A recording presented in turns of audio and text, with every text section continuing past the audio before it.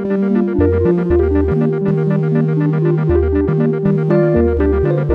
going on, everybody? Welcome back to the channel. My name is Gabe Charay. If you watch my channel, you know I mess around with keyboards and synthesizers and plugins and stuff like that. Today, since I have a lot of Moogs in the house right now, I thought I would do something using the grandmother, the matriarch, and the Muse, and use the Rhodes piano as well. If you're interested in what I have in my studio or what I might be checking out next, there's a link in the description. So today I thought I would talk through sort of maybe an improvisation using 4 instruments at the same time. So when it comes to playing live, hardware synthesizers for me is the way to go. It's nice to have an instrument on hand. It's hard to do this kind of thing I'm about to do in the computer while you're playing live. Using the computer for multi-tracking and recording, it's great. It's easy to switch between things, but live, it's really nice to have all of this hands-on stuff to work with. So a lot of people think when you say improvise, it just means making it up from scratch. But a lot of improvisers are really starting from some sort of framework. I'm thinking in G minor. I'm gonna set up everything to sort of revolve around that G minor scale. So the first thing I'm gonna do is I'm gonna set up a sequence on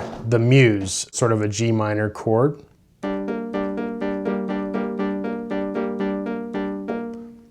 All right. Yeah, so I don't have anything clocked, by the way. I don't have any MIDI running. I'm not using the computer. Everything's being recorded straight to the mixer.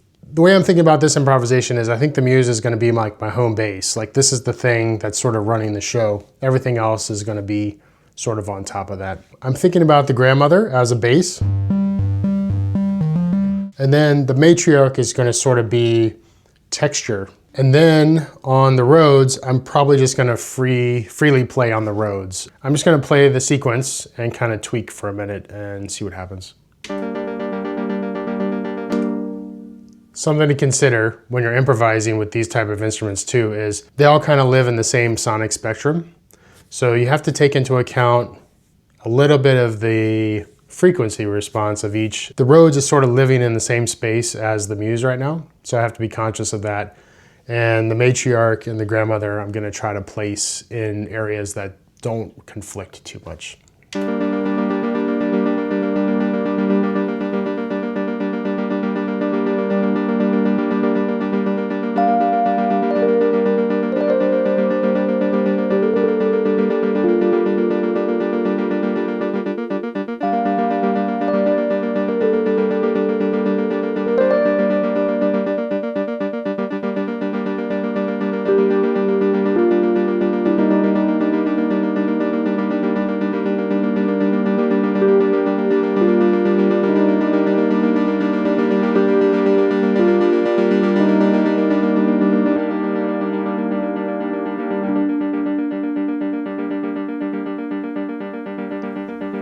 This type of playing, this is where knowing your scales and practicing a little bit of keyboard skills really comes in handy.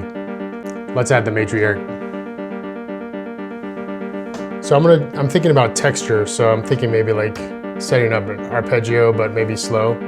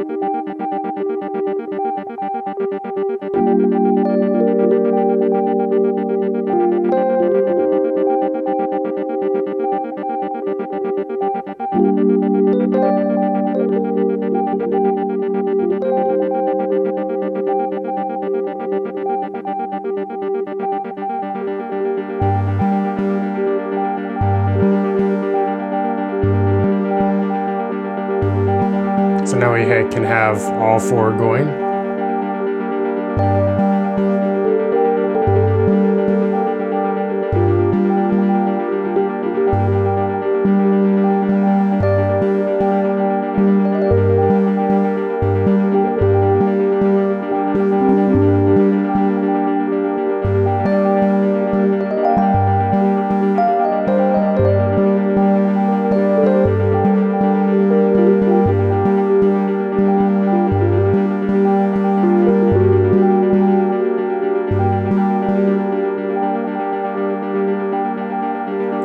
F sharp was kind of weird, but I believed it, so it sounded okay. Okay, so what if we want to go somewhere else? I'm going to keep the same sequence on the Muse. I'm not going to change the chord, but I'm going to imply a chord progression using chords from the G minor scale. I'm going to take the matriarch out for right now. So here's a G minor, 7.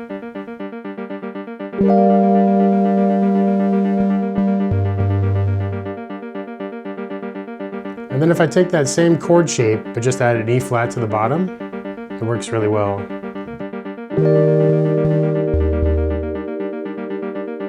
And then we'll do that again. I'll keep the same chord shape, but just add a C to the bottom. I can go down again, maybe A flat.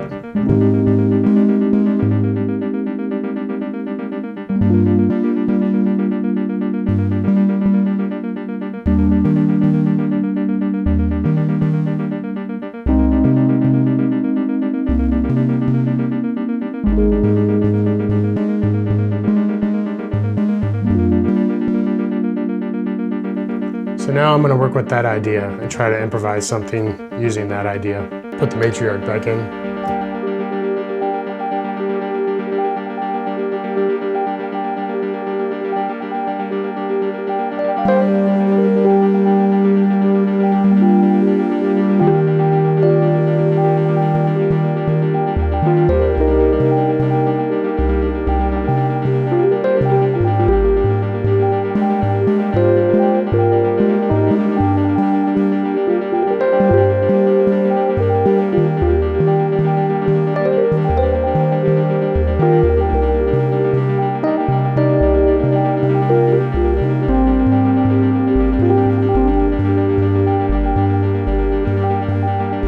I didn't change the Muse sequence at all. That's all the same chord, but I'm implying a chord progression over top of it, which sounds kind of cool.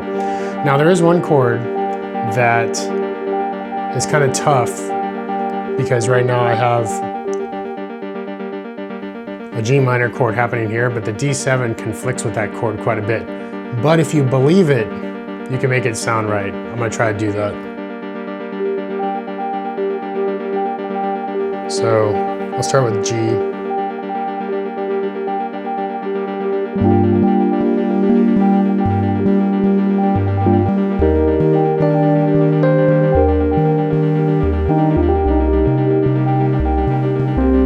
Here's the D7.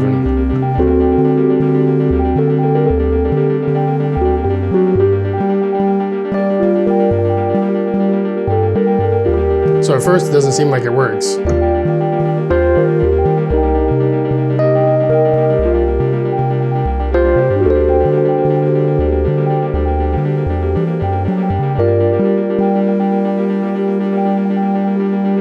So that's kind of the approach I take when improvising with a lot of different instruments. The trick is knowing your keyboard skills for this type of thing and also implying your own rhythm a little bit, because I'm sort of taking my rhythm a little bit from the Muse and then I'm implying a bass line up here, you know.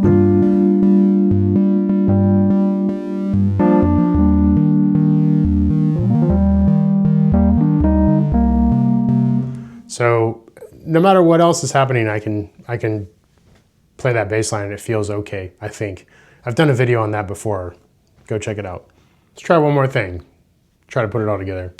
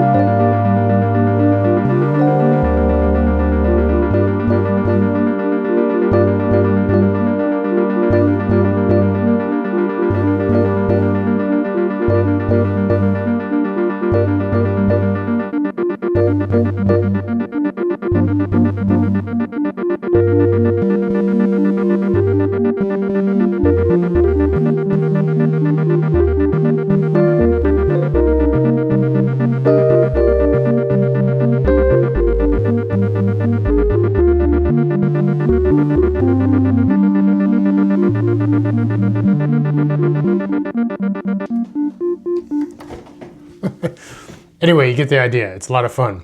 So hopefully that gives you some ideas on some things to try out when you're working with hardware synths on like a live setup. All right, see you next time.